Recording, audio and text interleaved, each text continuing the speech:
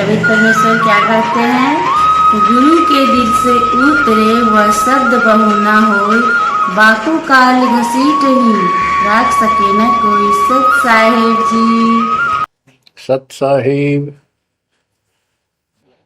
सतगुरुदेव की जय।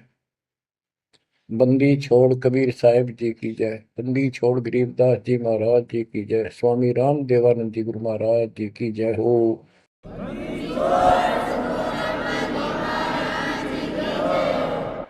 सर्व संतों की जय, सर्व भक्तों की जय, धर्मी पुरुषों की जय। श्री काशी धाम की जय, श्री सुडानी धाम की जय, श्री क्रोथा धाम की जय, श्री बरवाड़ा धाम की जय। सत साहिब। कबीर दंडवतम गोविंद गुरु, बंदो अभिजन सोए,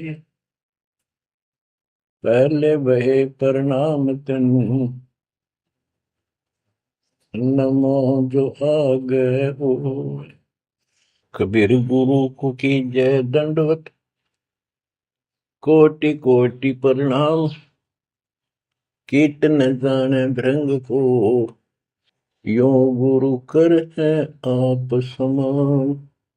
कबीर सतगुरु के उपदेश का सुनिया एक विचार, जय सतगुरु मिलते नहीं,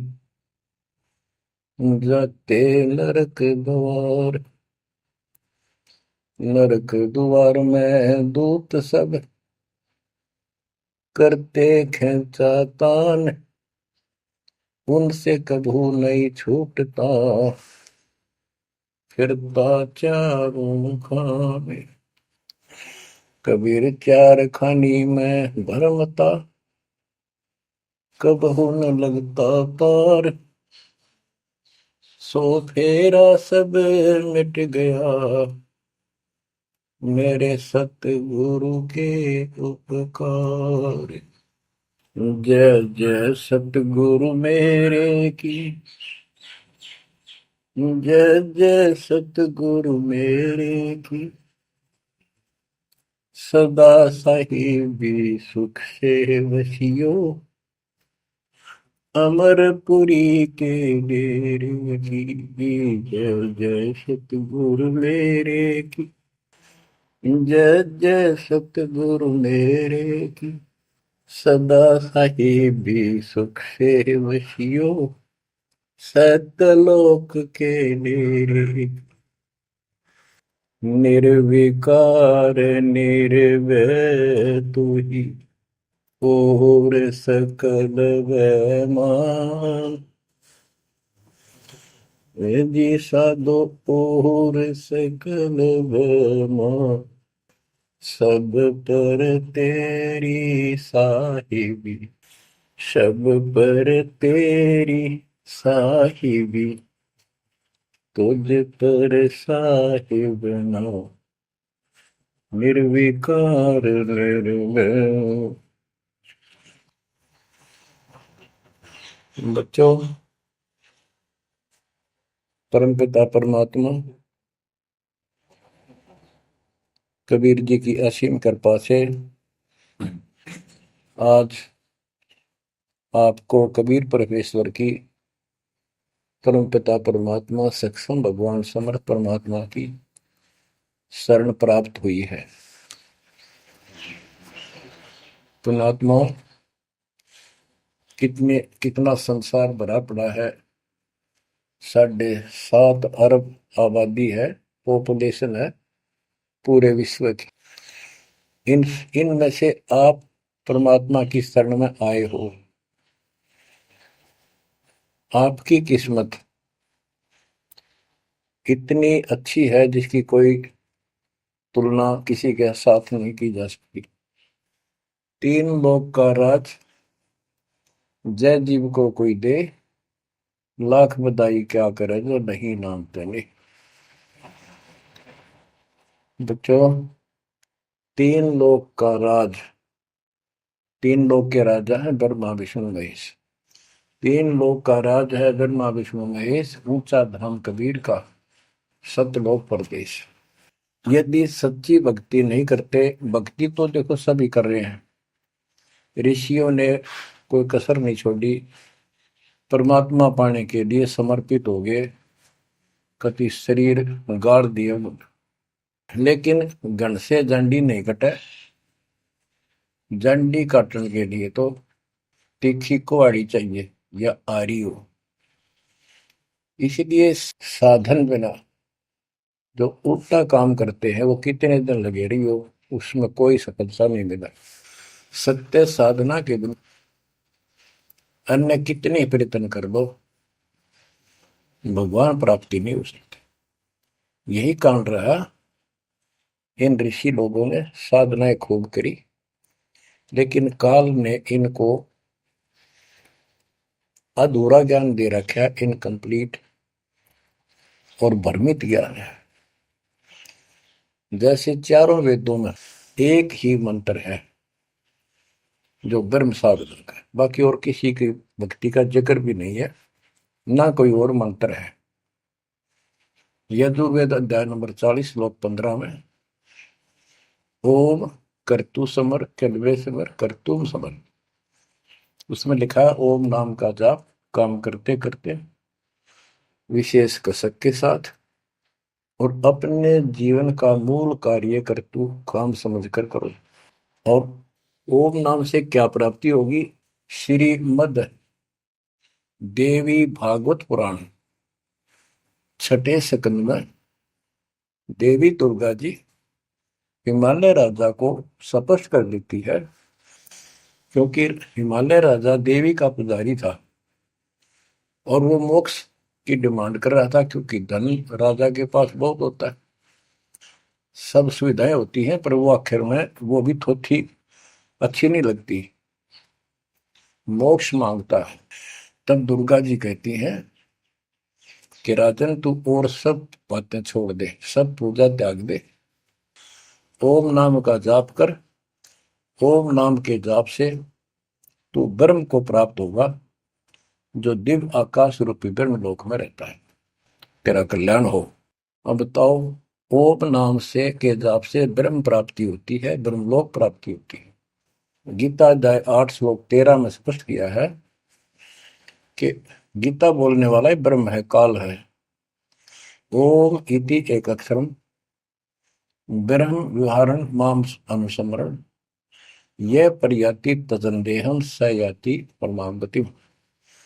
मुझ ब्रह्म का केवल ओम एक अक्षर है, इसका अंतिम सांस तक जो श्रवण करता हुआ शरीर छोड़कर जाता है वो मेरे वाली परम गति, ओम से होने वाली परम गति को प्राप्त होता है। जिस समय ब्रह्मा जी और विष्णु जी का आपस में युद्ध हो जाता है, ये काल शिव रूप में वहां प्रकट होता है, इन दोनों को समझाता है कि तुम भगवान नहीं हो, कहां अपने आप को ईश मान बैठे, और सुन लो तुम्हारे तप के प्रतिफल में मैंने तुम्हें एक एक जोग दी है, ब्रह्मा को उत्पत्ति, तेरे को सतीथि पालन, इसी प्रकार शंकर को संहार, और मेरा 5 अवयव से तैयार होकर के ये एक ओम अक्षर बना है, ये मेरा मंत्र, इसका जाप को तुम्हारा कल्याण हो। एक तो ऐसे तो होगा कि वो ब्रह्म था जो ब्रह्मा विष्णु महेश को मिला था शिव जी के रूप में। बच्चों, ये है तत्व ज्ञान निष्कर्ष सारे दातों का। और प्रसंग चल रहा है कि ऋषियों ने साधनाएं बहुत की, शरीर गाल दिए, दिन रात एक कर दिया। बच्चों, ओम नाम तो इन्होंने ले लिया वेद से, क्योंकि पहले वेद थे पुराण, इनके ऋषियों की रचना है, बाद की बात, इनका अनुभव होता गया, जिससे सुनी सुनाई दंत कथा इसमें लिख दी, कुछ सच्ची कुछ झूठी, कुछ वेदों से कुछ अपना अनुभव, ये पुराणों का एक संग्रह है। उधर से देवी महापुराण तीसरे स्कंद में नारद जी अपने पिता ब्रह्मा जी से प्रश्न करते हैं, हे पिता, कृपा मेरा एक प्रश्न का शंका का समाधान करो, ये सृष्टि किसने रची, कैसे रचेगी? तो ब्रह्मा जी कहते हैं, बेटा नारद, इसका क्या उत्तर दो? जब मैं सचेत हुआ, होश में आया, मैं एक कमल के फूल पर बैठा था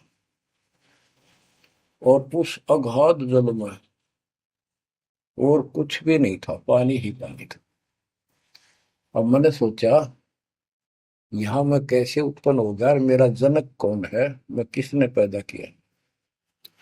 तो उसी समय आकाशवाणी हुई, बेटा तप करो तप करो। मैंने 1000 वर्ष तक तप किया, फिर आकाशवाणी हुई अब सृष्टि करो।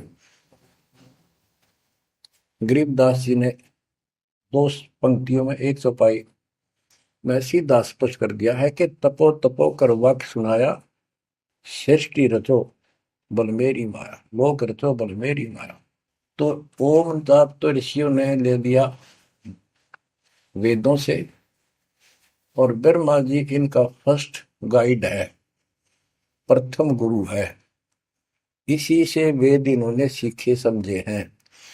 ये इन ब्राह्मणों का पिता है, जनक है, ऋषि इसी की संतान है।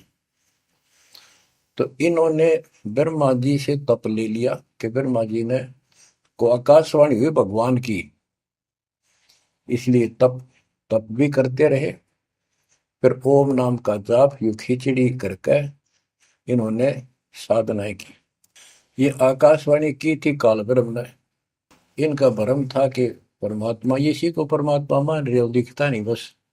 तो इस जाप से और इस तप से इनमें सिद्धियां आ गई, परमाणु बन गए, चमत्कार होने लग गए। तो इन्होंने इसी को अपना मोक्ष और भक्ति की अंतिम उपलब्धि मान ली।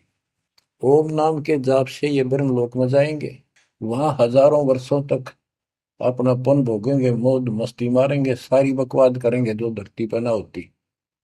वह और क्या है, स्वर्ग में ये बकवाद ही है, नाचने गाने वाली मेरी वैश्यावृत्ति, उसी को सुख मानता है मन। तो इसे तो यहाँ डरे डोए, इसे वहां डोए जाके, फिर पुण्य खत्म करके वह मौज वहां मस्ती करके ये फिर पृथ्वी पर आते हैं। जैसे गीता अध्याय 8 श्लोक 16 में स्पष्ट किया है कि ब्रह्मलोक में गए हुए भी पुनरावृत्ति में है, वापस जन्म मृत्यु में आते हैं। तो ये तत्व ज्ञान है, सब ग्रंथों का सार निकल गया कि ओम नाम के जाप से ब्रह्मलोक प्राप्ति, ब्रह्मलोक में गए हुए पुनरावृत्ति जन्म मृत्यु में होता है उनका। तो मोक्ष खाक हुआ, ये क्या मुक्ति हुई। गरीबदास जी कहते हैं ये अरट का कुआ लोई व्यागड़ बन रहा है सब कोई, कीड़ी कुंजर और अवतारा, हर हट डोर बंधे कई बार। अब तब से इनमें सिद्धियां आ गई। जैसे चुनक ऋषि में गरीबदास जी ने कहा इतनी गजब की सिद्धियां थी, वो चाहे तो पृथ्वी को नष्ट कर दे और दूसरे क्षण उसको एज इट इज बना दे, इतनी सिद्धियां थी। अब काल इनको भी देख कर राज्य निकदे भगवान बन बैठे, तेरी वैल्यू ना रहे। मानदाता चक्रवर्ती राजा था जिसका पूरी पृथ्वी पर शासन होता है। वो साल 2 साल में 10 साल में एक परीक्षण करते हैं कि कोई राजा मेरे विरुद्ध तो नहीं चल रहा है, मेरी पराधीन है कि नहीं। इसलिए घोड़ा छोड़ते हैं, उस पर लिख दिया जाता है जिसको मानदाता राजा चक्रवर्ती की पराधीनता स्वीकार ना हो, इस घोड़े को बांध ले, युद्ध के लिए तैयार हो जा। तो सारी पृथ्वी पर घूमे, किसी ने घोड़ा पकड़ा नहीं, उसमें लिखा रखा था, उसमें लिखा हुआ था कि राजा की 72 सोनी सेना है। तो किसी की हिम्मत नहीं पड़ी। चुनक ऋषि की कुटिया के पास से वो जा रहे थे, हजारों सैनिक, आगे आगे घोड़ा खाली, कोई बैठा नहीं उस पे। तो ऋषि ने पूछा कि ये घोड़ा कैसा है, इस पे सवार क्यों नहीं। बताया उन सैनिकों ने, ऐसा ऐसा काट हम सारा घूमे, किसी ने राजा का घोड़ा नहीं पकड़ा, यानी किसी ने युद्ध नहीं उठा। दूसरा कहने लगा किसकी मां ने दूध पिलाया, राजा का घोड़ा पकड़ दे, बेहतर छोड़ी सेना, ये कर दे वो कर दे। ऋषि बोला भाई किसी ने ना पकड़ा तो मैं पकड़ देता हूँ और कह दो आपके राजा को। सुनक ऋषि ने उसका युद्ध स्वीकार कर लिया, घोड़ा बांध दिया वहीं पर एक पेड़ का। सैनिक बोले रहे कंगाल तय दाने खाने को नहीं, क्यों मजाक कर रहा है, फिर युद्ध मानदाता चक्रवर्ती के साथ करेगा, क्यों तेरी शायद बोल दे रही है, अपना बदले रहा हूं। वो बोला भाई मेरे भाग में ऐसा ही है, वोट लिया मैंने युद्ध जाऊं। राजा ने 18 अक्षौणी सेना, एक अक्षौणी सेना में 2 लाख के करीब बताते सैनिक होते हैं। ऐसी कोई काउंटिंग उनकी होती थी पुराने समय में। यानी 36 लाख आदमी भेज दिए एक ऋषि को मारने के लिए, ताकि वह बैठे जनता में किसी की और हिम्मत ना हो। और ऋषि कहते गरीबदास जी का जैसा जादू तपस्वी था, उसने चार अपनी सिद्धि शक्ति से चार परमाणु बना लिए। एक पुतली परमाणु छोड़ दिया, 18 सोने का नष्ट कर दिया, काटगिरी कतलेआम मचा दिया। फिर दूसरी तीसरी ऐसे 72 सोनी सेना को खत्म कर दिया। राजा मुंदे मुंह पड़ गया, अपनी जान बचाई। अब गरीबदास जी ने इनकी कैसी तुलना की है, कैसी इनकी धोती सी धोई है ऋषियों की। गरीब 72 अक्षौणी ही ख गया, चुणक ऋषिश्वर एक, दे धारे जोरा फिरे, ये सभी काल के बेख। ये है काल के, ये चलती फिरती मौत थी, जोरा मौत, या जोरा दे धारे जोरा फिरे, या शरीर मानुष शरीर में या मौत फिरे, ये ऋषि, ये सभी काल के भेख। 72 अक्षौणी खा गया, चुणक ऋषिश्वर एक। ऋषि ऋषिस ऋषिश्वर सर्वश्रेष्ठ ऋषि माना जाने वाला, उसके लिए कर्म। बच्चों, काल को कहां तक जीतोगे तुम? ऐसी साधना कर सकते हो? ऐसी साधना करने के बाद भी इसने गणत जांडी काटी ना कट्टे, ये बकवास दे दी। अब जितने वो जीव मरे, चाहे को हथियार तो मार दे, चाहे अपनी सिद्धि तो मार दे, वो पाप न्यारे लिखे जाते हैं। जब ये कभी स्वर्ग से वापस आओगा, महास्वर्ग से यानी ब्रह्मलोक से, क्यों ओम नाम के जाप से ब्रह्म भी वहां भी जाएगा। काल का इतना जबरदस्त षड्यंत्र है, आप सोच भी नहीं सकते। गरीबदास जी कहते हैं, सतगुरु आए दया करी, ऐसे दीन दयाल, बंदी छोड़ वृतास का, जठरग्नि प्रतिपाल। वो सतगुरु खुद है, परमात्मा सतगुरु रूप में ऐसे दीन दयाल हैं, ये बंदी छोड़ हैं। इन्होंने आके काल के षड्यंत्र को, इस सारे जाल को समझाया। जब ये ब्रह्मलोक में भी सुख भोग कर फिर नीचे पटकेंगे, इसको कुत्ता बनेगा चुणक ऋषि वाली आत्मा। और वो जितने जीव मारे थे, इसके शर में कीड़े पड़ेंगे, नोच नोच कर बदला लेंगे। एक समय की बात है, गुरु से चले जा रहे थे, एक मछियारा मच्छी पकड़ा था, वो गाड़ के पकड़ पकड़ के बाहर गिरा था, और वो तड़प तड़प कर मरे थी। शिष्य बोला, गुरुदेव, इस पापी आत्मा को क्या सजा मिलेगी, कैसा जन्म होगा इसका? गुरु जी बोले, बताओगे कभी समय आएगा। 3, 4, 5 वर्ष के बाद क्या देखा, एक हाथी का बच्चा उछल कूद मचा रहा था, हाथी, और दो पेड़ों के बीच में फंस गया। फंस के धक्कम धक्का होकर निकलता गया, पर खाल घनी छुड़ गई। बारिश के दिनों में उसके कीड़े पड़ गए, और इतने पड़ गए कि वो पड़ा पड़ा चल रहा, और सारे शरीर पर कीड़े चल रहे। शिष्य और गुरु जी उस रास्ते से जा रहे थे। शिष्य ने पूछा, गुरुदेव, इस प्राणी ने कौन से दिन में ऐसा पाप किया जो इतना कष्ट, इतने कीड़े पड़ गए? तो बोला, बेटा अब सुन ले उत्तर उस मछियारे का। ये मछियारा था, जितनी मछली इसने तड़पा तड़पा कर मारी, आज इसको तड़पा तड़पा कर वो कीड़े बनकर खाने लगे। गरीबदास जी कहते, तुमने उत्तर का मैल क्या, धर्मराज के तिल तिल का लेखा। बच्चों, आंख खोल लो, कौन सी दुनिया में घूम रहे हो तुम? 2 दिन का जीवन है, कल मृत्यु हो जाएगी। धक्के खाते आंडोगे, राज और पाटन, ये महल और कोठी, कोई गिरना चाहता है। तो बच्चों, तत्व भेद कोई ना कह रे झूम करा, जो पैसे ऊपर नाच सुनो रही झूम करा।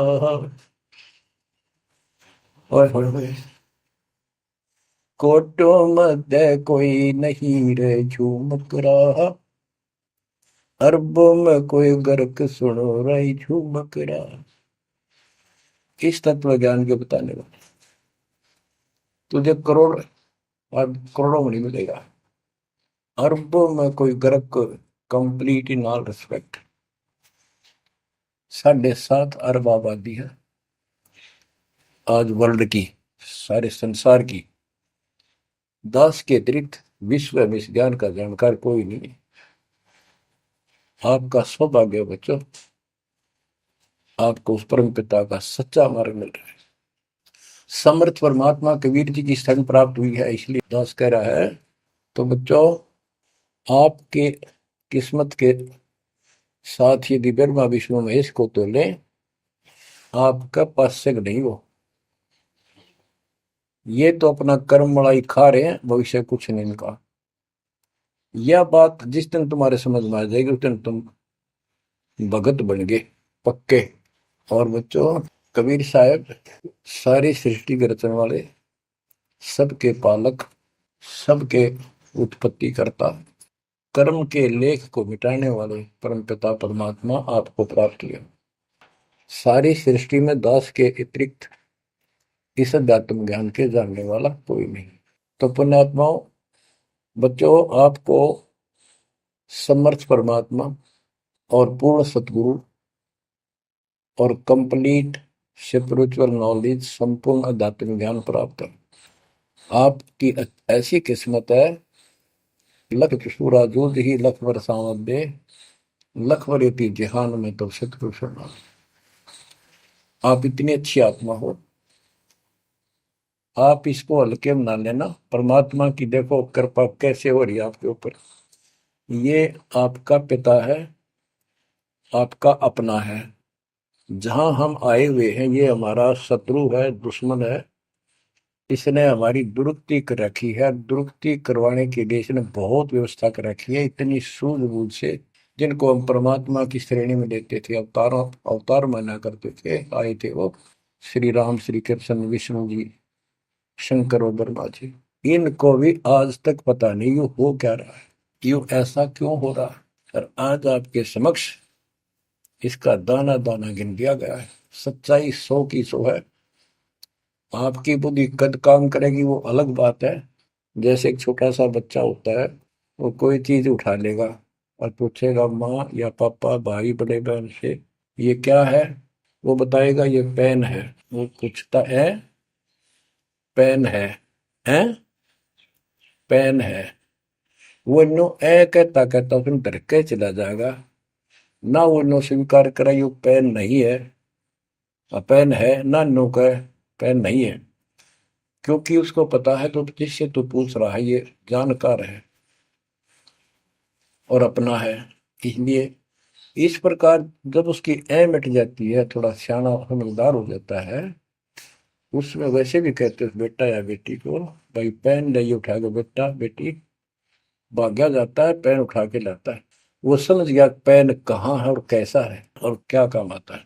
इसी प्रकार अभी आपकी ए बेसिक ना मिटो पर ये पेन पेन ही है। समर्थ परमात्मा सतपुरुष कबीर साहब है और विश्व में किसी के पास ज्ञान नहीं है, धरती पर नहीं है। और वो रजा आज आपके ऊपर हो चुकी है। आप इस भक्ति को करते रहो बच्चों, बड़ी अच्छी किस्मत पाई। इस संसार में सुख नाम की चीज नहीं है, आप खूब समझ लो। कबीर साहब कहते झूठे सुख को सुख है ये मान रहा मनमोद, ये सकल चबीना काल का कुछ मुख में कुछ बोध। इसने सुख मान रहे हम तो, कोठी होगी, कार होगी, फैक्ट्री होगी, संतान होगी, बस। कहते खाई खुराक का, पहन पोशाक, यम का बकरा पलता है। भाई तंदर सुखिया कोई न देखा, जो देखा सो दुखिया हो। उदय अस्त की बात करते हैं, सबका किया विवेका हो, सबका किया विवेका हो। घाटे बात सब जग दुखिया, क्या गृष्टि बैरागी हो। सुख देव न दुख के डर से गर्भ में माया त्यागी हो, गर्भ में माया त्यागी हो। जंगम दुखिया योगी दुखिया, तपस्वी को दुख दूना हो। आशा तृष्णा सभी में व्यापे, कोई महल ना सुना हो, कोई महल ना सुना हो। सच कहूं तो जग नहीं मान, झूठ कही ना जाई हो। ब्रह्मा विष्णु ये शिव जी दुखिया, जिन ये राह चलाई हो, जिन ये राह चलाई हो। शूरपति दुखिया भूपति दुखिया, रंग दुखी बपरीती हो। शूरपति दुखिया भूपति दुखिया, रंग दुखी बपरीती हो।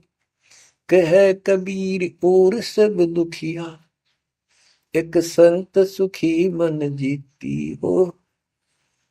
संत सुखी मन जीती हो। तंदर सुखिया कोई न देखा, जो देखा सो दुखिया हो।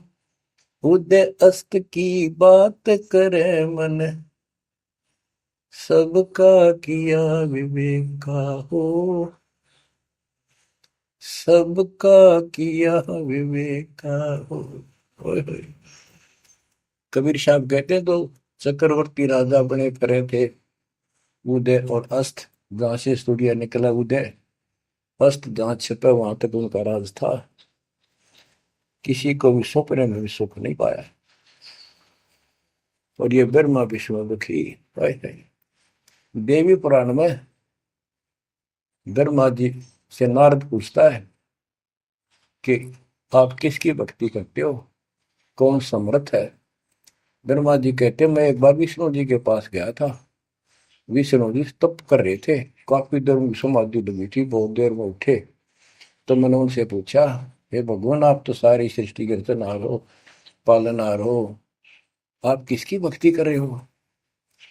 उसने कहा, विष्णु जी बोले, मैं देवी की पूजा करता हूँ, और मेरे संज्ञान में, मेरे विचार में देवी से ऊपर कोई शक्ति नहीं, कोई भगवान नहीं। आदि है इनकी ज्ञान का उन्हें।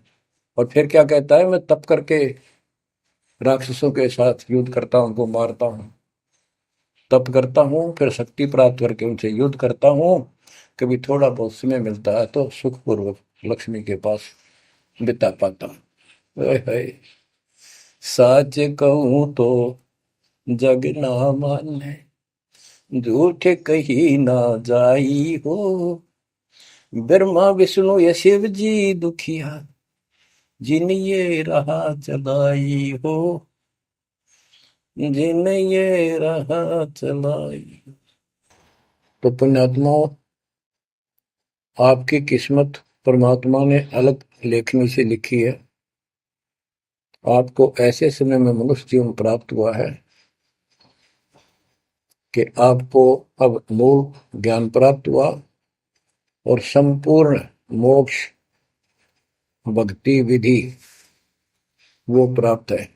यानी आप चल रहे हो, प्रथम नाम लिया है, फिर सपनाम लोगे, फिर सार नाम लोगे, सार शब्द लेके भगवान के घर चले जाओगे।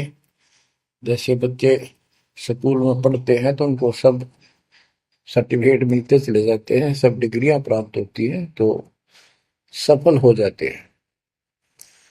अब के आपने सफल होना है। असफल बहुत हो लिए, बहुत फेल हो चुके हैं, बहुत बार फेल हो चुके हैं। एक तो पिछली गलतियां आपको याद रहनी चाहिए। जैसे कबीर साहब कहते हैं कि मानुष जन्म पाएकर खोए, सतगुरु विमुखा युग युग रोए।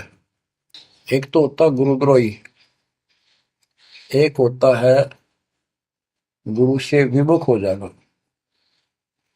जिस समय परमेश्वर कबीर जी काशी में एक लीला कर रहे थे, कमल के फूल पर शिशु रूप धारण करके प्रकट हुए सतलोक से आके। निमा नामक एक पूर्व संस्कारी हंस उनको घर ले गए, जो दुल्हे थे, मुसलमान दुल्हे थे, और वहां उनके कल्याण के लिए आए थे परमात्मा।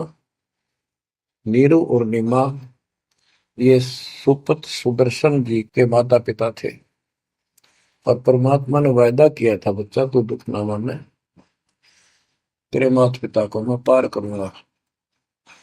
इसलिए उनके पास मालिक आए, उनके कर्म बनवाए, एक बच्चे की तरह उनका पालन पोषण उन्होंने किया, जिससे उनके संस्कार प्रबल होते चले गए। तो बच्चों, उस समय 5 साल की आयु से ही परमेश्वर कबीर जी ने इस तत्व ज्ञान और अपनी शक्ति भक्ति से और अपने ज्ञान के तर्क से बड़े बड़े मंडलेश्वरों को फिटे मुंह कर दिया। जो बड़े बड़े सिद्ध पुरुष अपने आप को सिद्धि में उत्तम माने थे, उनकी सिद्धि फेल की। लेकिन हम इतने ढीठ हैं, समर्थ को सामने देखकर भी हमने कदर नहीं की उसकी। हम अपनी अहंकार में सड़ गए। 64 लाख से हुए थे उस पिता के, वो उनमें से आप ही हो, और इब आ रहे हैं, वो वही है। और फिर इनके आपके जो आने वाली संतानें होंगी, वो तो अनमोल परमात्मा की विशेष आत्मा होगी, क्योंकि उनको सीधा ही कबीर परमात्मा का मार्ग, मूल ज्ञान गर्भ से ही सुनने को मिलना शुरू हो जाएगा। वो तो निश्चिंत पार होंगी, लेकिन वो आप पर निर्भर करता है, आप कितने दृढ़ रहते हो और कितने सफल होते हो। नहीं तो आप आने वाली पीढ़ियों के लिए बहुत बड़े दोषी हो गए। आपको ज्ञान कंप्लीट, भगवान पूरा, आपको सच्चा सतगुरु, पूर्ण गुरु प्राप्त है। तो 600 साल पहले हम सारी भक्ति करके थक चुके थे, बहुत दुखी थे, कोई सहारा नहीं मिल रहा था। जैसे ही कबीर साहब की हम शरण में जाते रहे, ऐसे सुख हुए कि हम जुबान से बोल भी नहीं पाए। अपना सुख दूसरों को बताएं, वो मानने नहीं, उनको सुख हो तब वो मानने।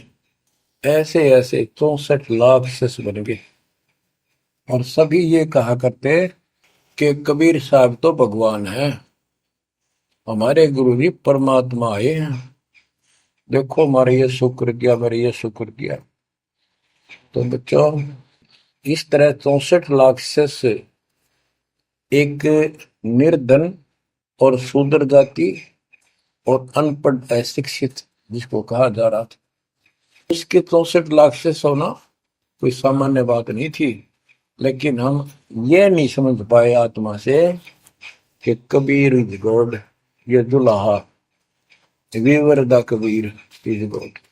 अब बच्चों, उस समय 64 लाख शिष्य जो हुए थे, वो सभी ये कहा करते थे कि हमारे भगवान कबीर साहब भगवान है, लेकिन दिल में नहीं समारी थी, वो सिर्फ सुख होते दिखे थे इसलिए मान लिए।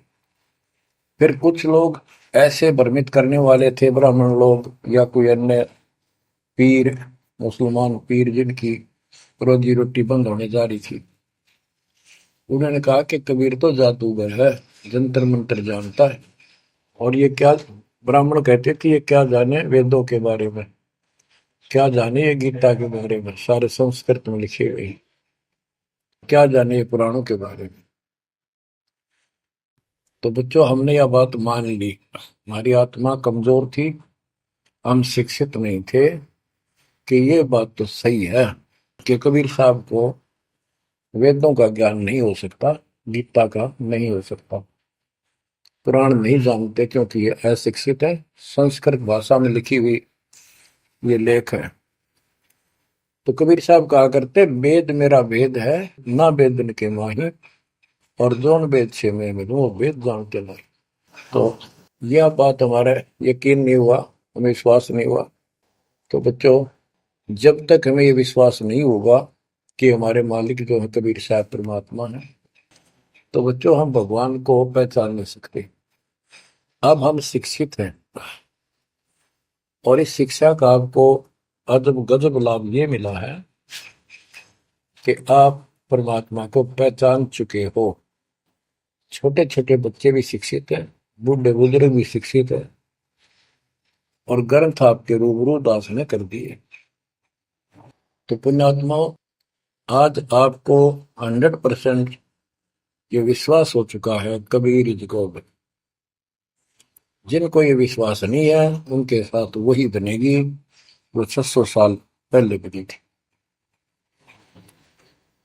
पुण्यात्माओं, वो परमात्मा उस दिन भी भगवान थे कबीर साहब, और आज भी भगवान है। जब एक झोपड़ी में रहा करते थे और एक निर्धन दुल्हे की भूमिका किया करते थे, अभिनय करते थे, 120 वर्ष तक उसी कुटिया से, झोपड़ी से उठकर मगहर चले गए और वहां से सशरीर अपने सतलोक को चले गए। लोग ये कहा करते थे, ये दुल्हा, ये दानक, ये गरीब आदमी, इस पर रोटी भी पूरी समय पर नहीं होती, इसको तुम भगवान कहते हो, क्यों मूर्ख बन रहे हो। तो बच्चों, हमने भगवान मान रखे थे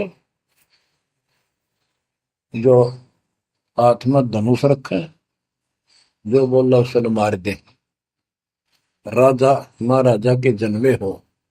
बच्चों, उस दिन भी परमात्मा थे, वो आज भी भगवान है और आगे भी मालिक है। या भूल अब मिट जानी चाहिए। इसी प्रकार आपको दास के विषय में बहुत कुछ कहने वाले मिलेंगे। तुम ऐसी ऐसी बातें करते हो, हमारे को ये लाभ हो रहा है। एक बार कबीर साहब जा रहे थे, कंधे पर चादर डाल के, कंधे पर चादर डाल के जब चलते थे तो सब समझ जाते थे कहीं दूसरे शहर गांव में जा रहा है। एक शिष्य बोला, गुरुदेव कहाँ चले। परमात्मा बोले, भाई नरक जा रहा हूं, नरक में चलेगा। वो बोला, जी अभी चलता हूँ, जरूर चलूंगा। क्या करेगा वहां, भूख पाएगा। जहां आप होगे वो नरक भी स्वर्ग हो जाएगा। बच्चों, वही प्रक्रिया आज यहाँ आपके सामने हो रही है। स्वर्ग से भी ऊपर होगा, जहां से मेरे बच्चों तक मेरा संदेश, मेरे भगवान का संदेश पहुंच रहा है। अब जैसे राम और कृष्ण को भगवान बताया करते थे, कबीर जी को नहीं बताते थे। कबीर जी उस समय ये कहा करते, सुन लो दो बात। कहते, समुद्र पाट लंका गयो, सीता को बरतार, और अगस्त ऋषि ने सातों के लिए इनमें को करतार। तुम यदि श्री रामचंद्र जी को इसी बात से भगवान मानते हो कि उसने समुद्र पर पुल बनाकर और लंका पर चले गए, तो अगस्त ऋषि ने तो सातों को एक घूंट में पी लिया था। रामचंद्र जी की तो बात समुद्र ने मानी भी ना की, 3 दिन घुटनों पानी में खड़े रहे। जब ये बताया था नल नील के हाथ में ये शक्ति है, और नल नील से भी ना हुई वो काम, फिर परमात्मा ने खुद जाके वहां रेखा खींची, तब वो पत्थर समुद्र पर गिरे। कबीर साहब कहते, कबीर काटे बंधन विपत में, कठिन करो संग्राम, तीन नोरे नर प्राणिया, ये गरुड़ बरो अकराम। अब नो बताओ, गरुड़ बड्डा होया, एक थारा रामचंद्र जी ताकतवर होया। रामचंद्र जी को नाग पास ने बांध लिया था, एक नाग पास हथियार था, उसमें इतने सिद्धि से लड़ाई होती थी पहले। इतने नाग पैदा होगी, सारी सेना रामचंद्र की ऐसे बांधी जैसे एक बांध, सबके हाथ नीचे बीच में डाल के, अल्लाह जाना टहला जा पाते ही बेड़ी लागी, ऐसे लपट के नाग। जब रामचंद्र ने गरुड़ बुलाया अपना वाहन, गरुड़ पक्षी ना को नाग खाए, घने गरुड़ उत्पन्न हो गए। कबीर साहब कहते हैं काटे बंधन विपत में, तेरे राम के विपत में आपत्ति में गरुड़ ने बंधन काटे। ये समझ लो रे प्राणियों, गरुड़ बड़ा क्यों राम है। गोवर्धन श्री कृष्ण ने धारो, द्रोणागिरी हनुमंत, और शेष नाग तुम कहते हो सारी सृष्टि थारा।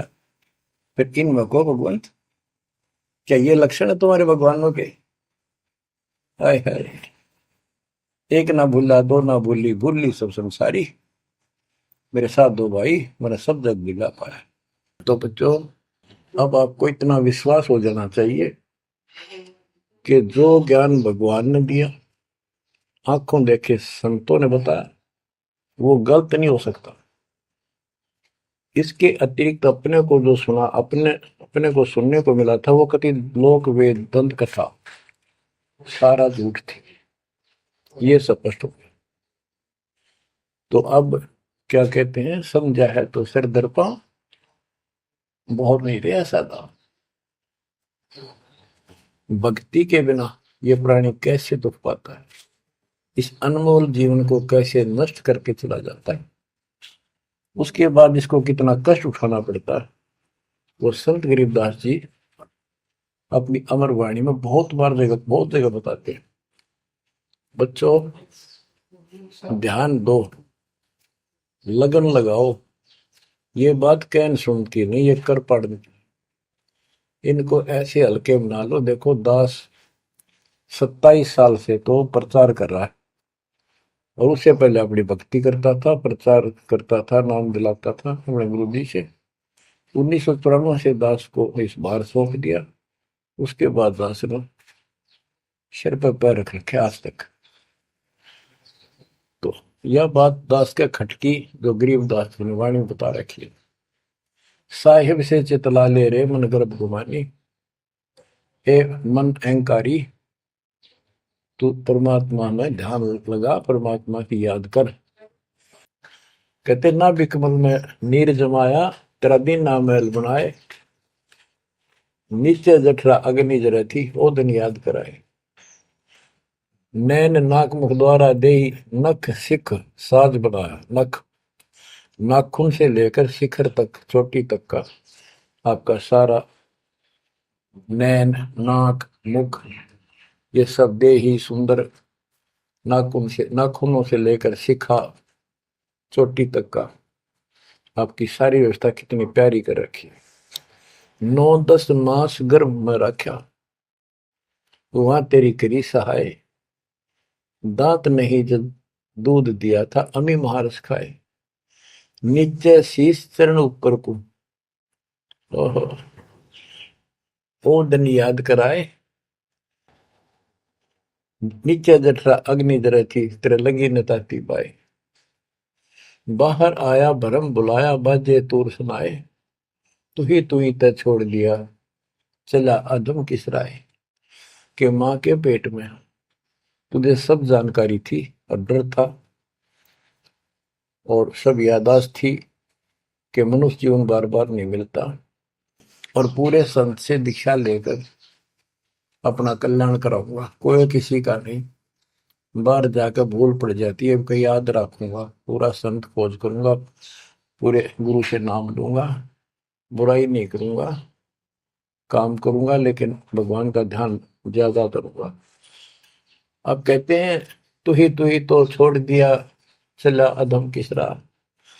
अब तूने भगवान की जो याद थी वह छोड़ दी है। भगवान, हे परमात्मा, दुख मत याद करे था माँ के पेट में, अब तू भूल गया।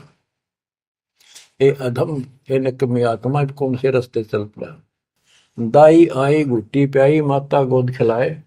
जो दिन आज सो काल नहीं रे, आगे है दरबार। कि जैसे आज है, मृत्यु के बाद फिर उसकी धर्मराज के दरबार में जाएगा, वहां तेरी फेर दुरुगति हो।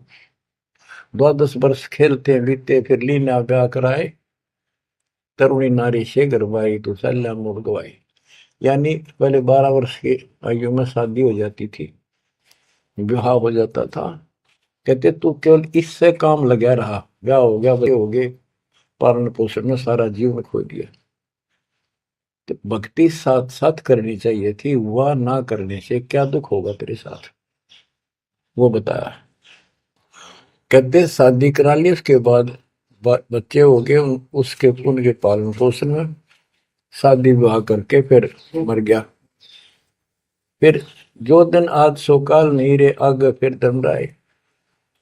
फिर वहां जाके फिर मुंह लटका के खड़ा होता है, भगवान गलती बन की, अब के फिर मनुष्य जीवन देना भगवान, अब के गलती नहीं करूंगा। तो परमात्मा दिखाता है न में ऐसी ऐसी गलती तेना 1000 लाखों बार कर ली, ये देख पिछले सारे जन्म दिखाए जाते हैं इसको। फिर रोता है, हे भगवान गलती बन गई। परमात्मा कहते हैं कि अच्छे दिन पीछे गए गुरु से क्या ना हेत, अब पछतावा क्या करे चिड़िया चुप।